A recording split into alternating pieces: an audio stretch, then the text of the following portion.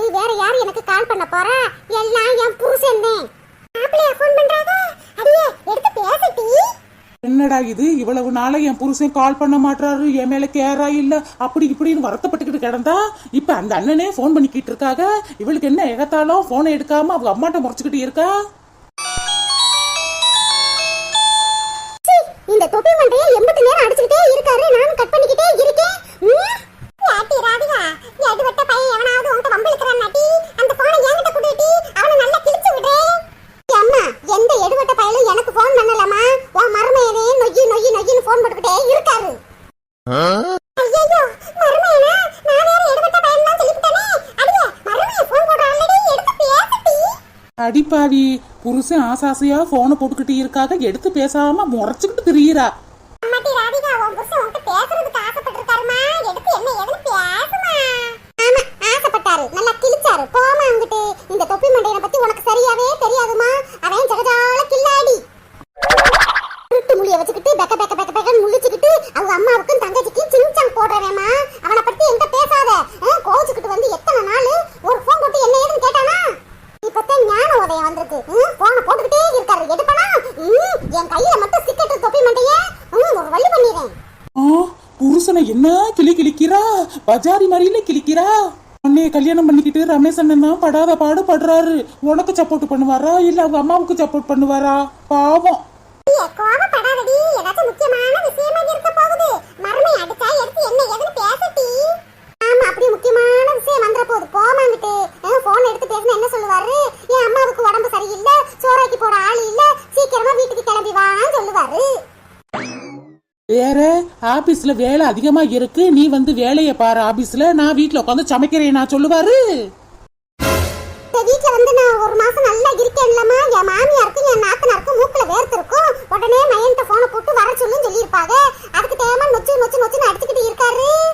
ஆத்தாடி ஆத்தா, நீ அப்படியே வேலை பார்த்து 2 வெட்டு போயிரும். இங்கிட்டு இருக்கிற டம்ளர் கூட அங்கிட்டு எடுத்து வைக்க மாட்டேன். இவங்க அப்படியே வேலை பார்த்து கிழிக்கிற மாதிரிதான். நீ அந்த வீட்டுக்கு போனா உன் மாமியார் தான் மாங்கு மாங்குன்னு வேலை பார்க்கணும். என்ன அர்ஜென்ட்டுக்கு போன் பண்ணாருன்னே தெரியாம வாட்டுக்கு இஷ்டத்துக்கு பேசுறா பாரு. திமிரு பிடிச்சவா, இருடி வாரேன். ராதிகா, என்ன நீ? ஆடி, உனக்கு ரமேஷ் அண்ணே போன் பண்ணிக்கிட்டே இருந்தாங்களா, நீ எடுக்கவே இல்லையாம்ல, அதான் என்கிட்ட சொன்னாங்கம்மா. போன் எடுத்து பேசுமா ராதிகா. பாத்தியாமா அந்த கம்மநாட்டி பயலுக்கு எவ்வளவு துணுறுன்னு. நான் போன் எடுக்கலன்னு சொல்லவும் அன்னைக்கு போன் போட்டுருக்கான். அடியே ராதிகா, சும்மா இருட்டி. உன் அன்னிக்காரவே நின்றுகிட்டு இருக்கா, உன் புருஷனா கம்மநாட்டி கப்பு வெட்டி சொல்லிக்கிட்டு இருக்கா. ஆமா, இவ புருஷனை இதுக்கு மேலையும் கிழிப்பா என்னமோ எனக்கு தெரியாத மாதிரி அத்தை அப்படியே குசு குசு மந்திரம் சொல்லிக்கிட்டு இருக்கு. எத்தே ராதிகா வீட்டுக்காரு எனக்கு போன் அடிக்கிறாரு தே. ராதிகாவுக்கு ரொம்ப நேரமா அடிச்சுக்கிட்டே இருக்காராம், எடுக்கவே இல்லையா, நீங்களாச்சும் சொல்லி எடுத்து பேச சொல்லுங்க தே. எங்க நான் சொல்லிக்கிட்டே இருக்கேன், எங்க எடுத்து பேசுறா? நீங்க உடிச்சிக்கிட்டே தெரியுறா?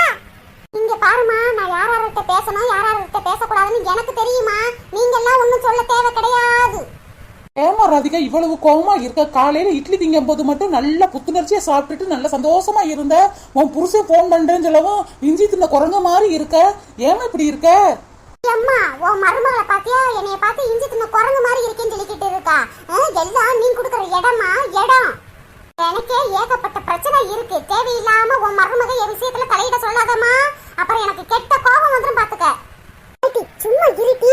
அந்த வளர்ந்த மாடு வேற நம்மளையே குறு குறு குறு குறுன்னு பாத்துக்கிட்டே இருக்கா. அப்படியே மருமகளை கண்டிக்கிட்டு பயந்துக்கிட்டு பம்மிக்கிட்டு வரம்மா. நீ பயப்படலாம், நான் பயப்பட மாட்டேன். அம்மாடி மருமகளே, என்ன இருந்தாலும் உன் நாத்தனாரு போய் இஞ்சி தின்ன குரங்கு மங்கின்னு சொல்லலாமா?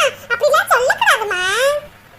நானும் ராதிகாவும் நாத்தனாரும் அண்ணி மாதிரி பழகலத்தே, க்ளோஸ் ஃப்ரெண்டு மாதிரி பழகிக்கிட்டு இருக்கோம். அதெல்லாம் ராதிகா ஒன்னும் நினைக்க மாட்டாத்தே. ராதிகா, நான் பேசுனதை எதுவும் தப்பா எடுத்துக்கிட்டியாமா? இல்ல இல்ல, நான் ஒண்ணும் கோவமாலாம் இல்ல, நல்லா தேகி இருக்கேன். பாத்தியலாத்தே, ராதிகா என் மேல கோவமா இல்லத்தே, நீங்க தான் மனப்பிராந்தியில புலம்புறீங்க. நாத்து நாத்து கூத காத்து வீசுது. ஆமா, நீ ஊத காத்து அடிச்சுக்கிட்டு மழை வர மாதிரி தான் இருக்கு. அண்ணி, எனக்கு சுட சுட பச்சி சாப்பிடும் போல ஆசையா இருக்கு. நீ நல்லா சுட சுட போட்டு கொண்டு வரீங்களா? ஆமா மருமகளே, எனக்கும் பச்சி திங்கணும் போல ஆசையா இருக்கு, போட்டு கொண்டு வாயே. அடுப்படியில செவனேன்னு வேலையை பார்த்துக்கிட்டு இருந்திருக்கலாம். இவங்க என்ன பேசுறான்னு ஒட்டு கேட்க வந்து இப்ப நானே வேலை செய்யற மாதிரி ஆயி போச்சே. ஆமா மருமகளே, காலையில இருந்து என் மக மூடு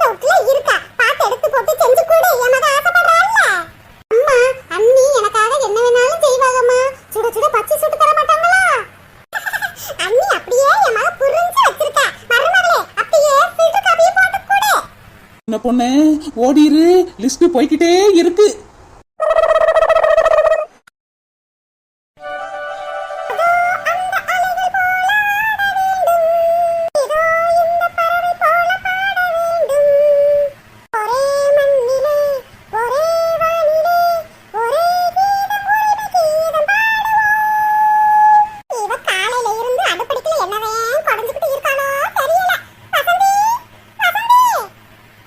சும்மாவே இருக்காதுமா. வசந்தி வசந்தி வசந்தின்னு ஏழை விட்டுக்கிட்டு தான் நடப்பா மனுஷி.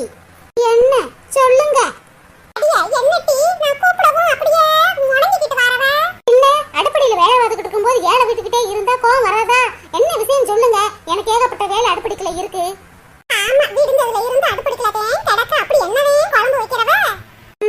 ரசம் வச்சு உருளைக்கிழங்கு வறுத்துக்கிட்டு இருக்கேன். காலையிலேயே உங்க மையன் மார்க்கெட்டுக்கு போயிட்டு வந்தாக. மீன் அநியாய ரேட்டா இருக்கேன். உங்க மையன் ரசம் வச்சு உருளைக்கிழங்கு வருன்னு சொன்னாங்க. அதனாலதான் செஞ்சுக்கிட்டு இருக்கேன். ரசம் பிடிக்காதுன்னு தெரியும்ல உனக்கு. மீன் அதையே வச்சுக்கிட்டு இருக்க. எனக்கு மீன் இல்லைன்னா வாய்க்கு சாப்பாடே இறங்காதே. மீன் அதிகமான ரேட்டா இருந்தா என்ன, ஒரு 1/4 கிலோ மீனை வாங்கி எனக்கு மட்டும் குழம்பு வச்சு ஊத்த வேண்டியதானே? ஆமா, இந்த வீட்ல நீங்க மட்டும் தானே மனுஷியா ஆளா இருக்கீங்க. மித்த வேறெல்லாம் மிருகமா இருக்கோம்ல. நான் சின்ன பிள்ளையில இருந்து ரசம்லாம் சாப்பிட்டது இல்லட்டி. எனக்கு பிடிக்கவும் பிடிக்காது. மீன் 30 நாளைக்கு கொடுத்தாலும் நான் வச்சக்கு தின்னுட்டே இருப்பேன்டி. இங்க பாரு, உன் புருஷன் வாங்கிட்டு வரலனா என்ன, நீ மார்க்கெட்டுக்கு போய் 1/4 கிலோ மீனை வாங்கிட்டு வந்து குழம்பு வை. ஆமா, உங்க வை அப்படியே கட்டுக்கட்டா என் கையில காசு கொடுத்துட்டு போயிருக்காரு. நான் மார்க்கெட்டுக்கு போய் மீன் வாங்கிட்டு வரேன். பாருங்க தே, ரசம் அடுப்புல கிடக்கு. சமையல் வேலையை முடிச்சிட்டேன். முடிஞ்சா சாப்பிடுங்க, இல்லைன்னா பட்னியா கிடங்க. என்னமோ உங்க ஒரு ஆளுக்கு மட்டுமே வாங்கி இருக்கிற மாதிரி இல்ல. மீன் வேணும்னு துடிக்கிறிய. இந்த வீட்டுல சின்ன பிள்ளை சியானாவும் இருக்கா, நான் இருக்கேன், என் புருஷன் இருக்காங்க. இவங்களெல்லாம் விட்டுட்டு நீங்க தின்றுவீங்களா? பாருங்க தே, 2 நாள் சென்று மார்க்கெட்டுக்கு போய் நானே மீன் குழம்பு வைக்கிறேன். இன்னைக்கு அட்ஜஸ்ட் பண்ணி சாப்பிடுங்க தே. இந்த வீட்டுல நம்மளுக்கு எங்க இருக்கு அதிகாரம்? என்னமோ காசக்காரி மாதிரி ரசம் உருளைக்கிழங்கு வைக்கிறா. என்ன செய்ய, என் தலை எழுத்து. இங்க பாருங்க, இவ்வளவு சளிப்பால நீங்க சாப்பிட வேணாம். இன்னைக்கு பட்டினியாவே கிடங்க. நாங்க ரசம் வச்சு நாங்க சாப்பிட்டுக்கிறோம். ரொம்ப ஓவராத்தா பண்ணிக்கிட்டு இருக்கீங்க. நீ அடுப்படியில போய் ரசத்தை வையிட்டா. நீ ரசத்தை வச்சு ஊத்திரியா, விஷத்தை வச்சு ஊத்திரியா, சாப்பிட்டு போய் சேரேன். கிளட்டிக்கு ரசம் சொல்லவும் மூஞ்சிய பாரு, மூஞ்சிய குரங்கு மாதிரி ஆயி போச்சு. உட்காந்து ரச வாடைய பிடிக்கிறதுக்கு செத்த மரக்கடியில போய் 4 பேர் மனுஷ மக்களோட பேசி சிரிச்சுட்டு வருவான்.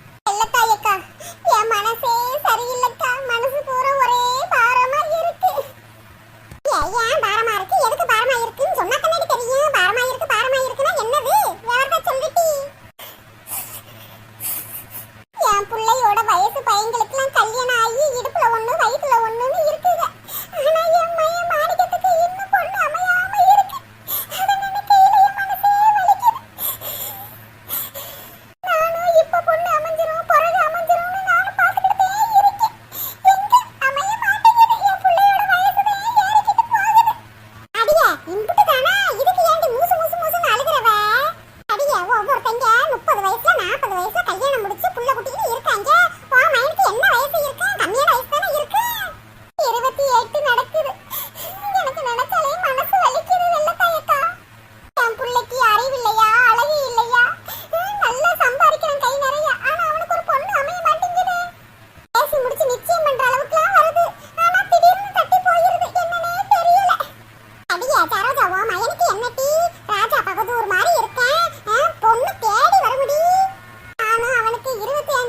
இருந்ததே பொண்ணு தேடிக்கிட்டு இருக்கேன்க்கா.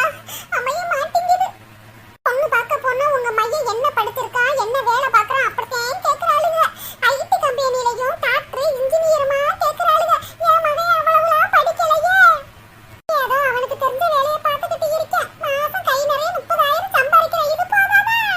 அடியே சரோஜா, இந்த காலத்து பொம்பளை பிள்ளைங்க அவளுக்கு ஆசைப்பட்ட மாதிரி மாப்பிள்ளையை தேர்ந்தெடுக்கிறாளுங்க. உன் மகனுக்கு என்ன டீ இப்படி மூசு மூசுன்னு அழுதுகிட்டு இருக்க? நல்ல வயல்ல அவனுக்கு பொண்ணு கிடைக்காம இப்படி அழுதுகிட்டு கிடக்குறவ. அடியே சரோஜா, டவுன் சைடு பொண்ணை பாத்தீனா அவளுக்கு இப்படித்தான் கேட்பாளுங்க. சொந்த வீடு இருக்கணும், மாப்பிள்ளை கை நிறைய சம்பாதிக்கணும், அப்படி படிச்சிருக்கணும், அழகா இருக்கணும், அப்படி அப்படின்னு லிஸ்ட் போடுவாளுங்கடி. டவுனு பிள்ளைகளை கல்யாணம் பண்ணிட்டு வந்தாலும் உன் குடும்பத்தை பிரிச்சிருவாளுங்கடி. அவளுகளோடய கூட்டிட்டு போயிருவாளுங்க. பையனுக்கு ஏத்த பொண்ணை டவுனுக்குள்ளேயே தேடிக்கிட்டு இருக்காம கிராமத்து சைடு போய் தேடிடி. கிராமத்து பிள்ளையதே நம்ம சொல்றதை கேட்டு அடங்கி உடங்கி வீடு அடங்கி இருப்பாளுங்க. ஆமா விளக்கையக்கா, நீங்க சொல்றதும் சரிதே.